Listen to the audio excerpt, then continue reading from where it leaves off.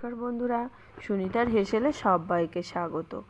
আজ বন্ধুরা আমি চাউমিনের রেসিপি নিয়ে চলে এসেছি।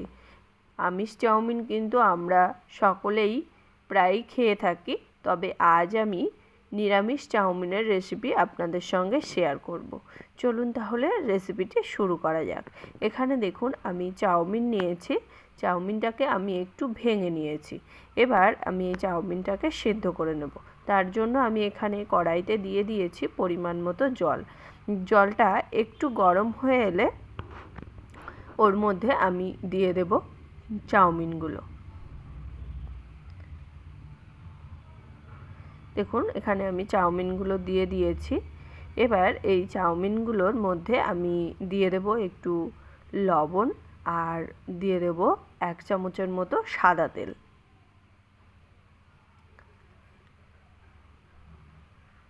এবার আমি এটাকে একটু ফুটতে দেব।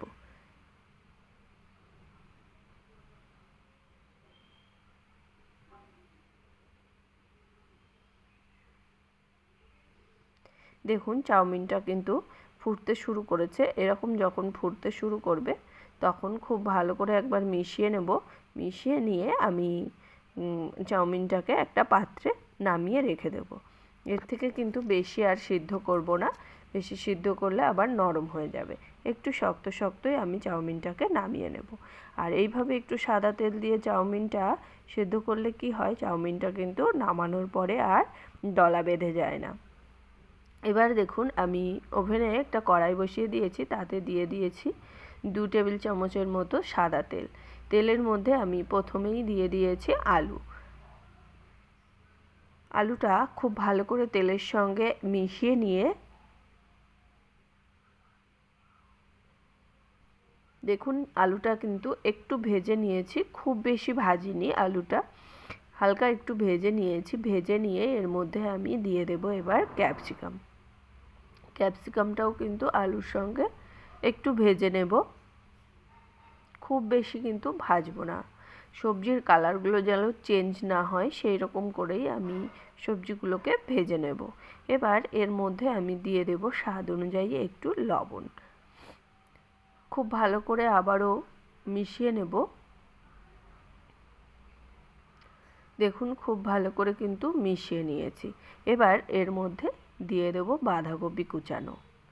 চাউমিনে কিন্তু বাঁধাকপি না দিলে চাউমিনের টেস্ট ভালো হয় না, তার কারণে আমি এখানে একটু বাঁধাকপি দিয়েছি। বাঁধাকপিটাও খুব ভালো করে মিশিয়ে নেব আলু আর ক্যাপসিকামের সঙ্গে। মিশিয়ে নিয়ে আমি এখানে দিয়ে দেব প্রায় 2 টেবিল চামচের মতো চাউমিনের মশলা।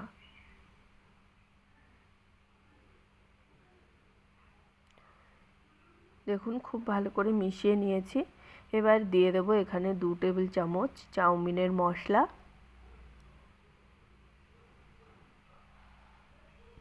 মশলা দিয়ে খুব ভালো করে সবজির সঙ্গে মিশিয়ে নেব মশলাটা। মিশিয়ে নিয়ে এখানে এবার আমি দিয়ে দেব সিদ্ধ করে রাখা চাউমিনগুলো। দেখুন চাউমিনগুলো কিন্তু আমাদের খুব সুন্দর ঝরঝরে আছে। এইভাবে একটু সাদা তেল দিয়ে চাউমিনটা সিদ্ধ করলে একটু ঝরঝরে হয়।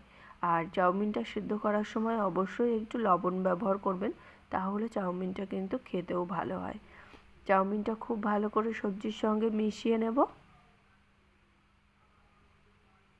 দেখুন সবজির সঙ্গে চাউমিনটা কিন্তু খুব ভালো করে মিশিয়ে নিয়েছি।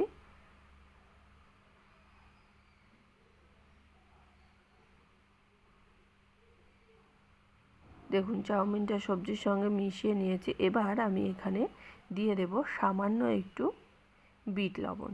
খুব বেশি দেবো না, সামান্য একটু বিট লবণ দেবো। আমরা কিন্তু আগে লবণ ব্যবহার করেছি, এখানে আমি সামান্য একটু বিট লবণ ব্যবহার করেছি। বিট লবণটাও খুব ভালো করে একটু মিশিয়ে নেব চাউমিনের সঙ্গে।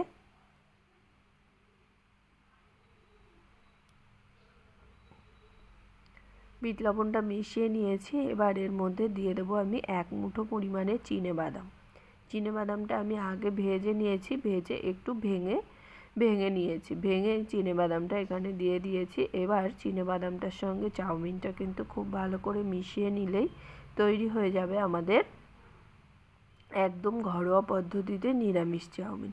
এটা কিন্তু খেতে খুবই সুস্বাদু হয়। আপনারা অবশ্যই যে কোনো নিরামিষের দিনে এই রকম চাউমিন তৈরি করে অবশ্যই খেতে পারেন। খেতে কিন্তু অসম্ভব সুন্দর হয়েছিল। তাহলে বন্ধুরা, আমার এই নিরামিষ চাউমিনের রেসিপিটি কেমন লাগলো অবশ্যই কিন্তু কমেন্ট করে জানাবেন। যদি ভালো লেগে থাকে তাহলে একটা লাইক করবেন আর সাবস্ক্রাইব করে পাশে থাকার অনুরোধ রইল। তাহলে বন্ধুরা, আজকের মতো এই পর্যন্তই। আবার দেখা হবে নতুন কোনো রেসিপি নিয়ে। ভালো থাকবেন, সুস্থ থাকবেন। ধন্যবাদ।